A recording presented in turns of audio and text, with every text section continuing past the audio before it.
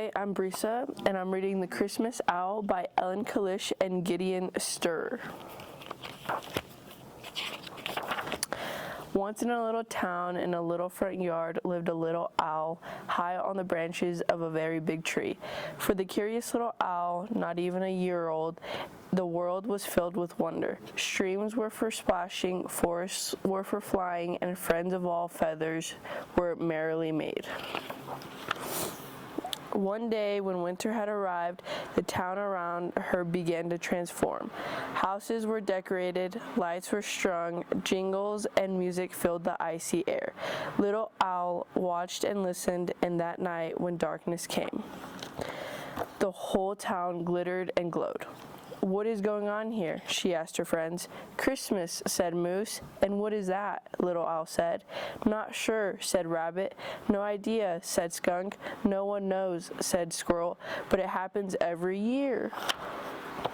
The next morning, confused as ever, Little Owl flew home, where she found some people standing around the big tree's trunk.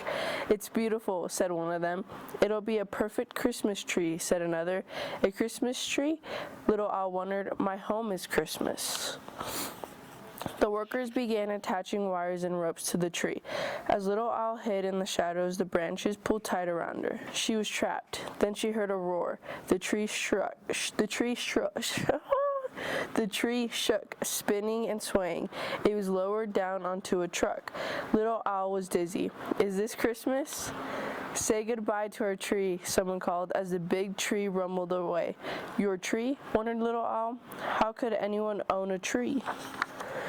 For hours and hours they drove. The cold wind rushed beneath her feathers. Little Owl was hungry, but there was nothing to eat. She was thirsty, but there was nothing to drink. She was lonely, and her friends were far, far away. "Is this Christmas?" Pinned against the tree, she tried to sleep. At last, 3 days later, the truck came to a stop. Again the tree jostled and lifted, then all at once its branches spread. Worn and weak, Little Owl edged out onto the light. "Where am I?" Below her, hundreds of people stomped and scowled, and cars clogged the streets. Above, strange towers scraped the sky. This is not home. She tried to flap her wings, but she wasn't strong enough. As her eyes were closing, she saw. "There's an owl in here." When Little Owl awoke, she was in a box. It opened, and a new face peered inside. "Hello, little one. I'm Ellen. Let's get you inside." Whatever Christmas was, it seemed to have gotten inside the house.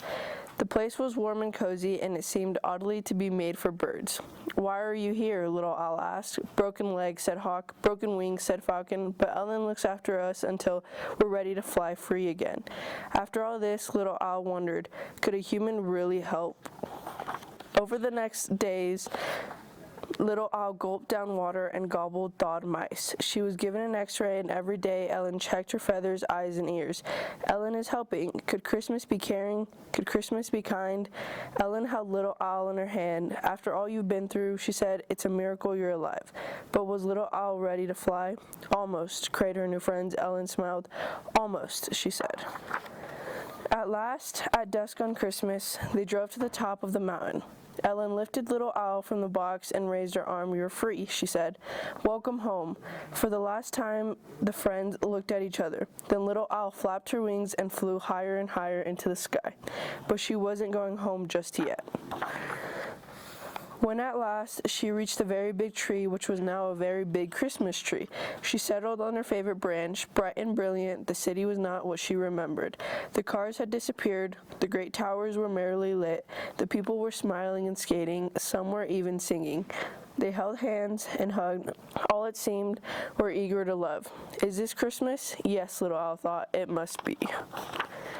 For some time, Little Owl sat, basking in the golden glow. When at last the moon peeked above the buildings, she knew it was time to go home. "You're back," her friends cried, gathering round, and just in time for Christmas, squealed Moose. "Whatever that is," added Rabbit. "Actually, I may have learned something about it," said Owl, as they all nuzzled close. "Could you tell us?" "Of course," said Little Owl, knowing full well that this was Christmas too. The end. Merry Christmas!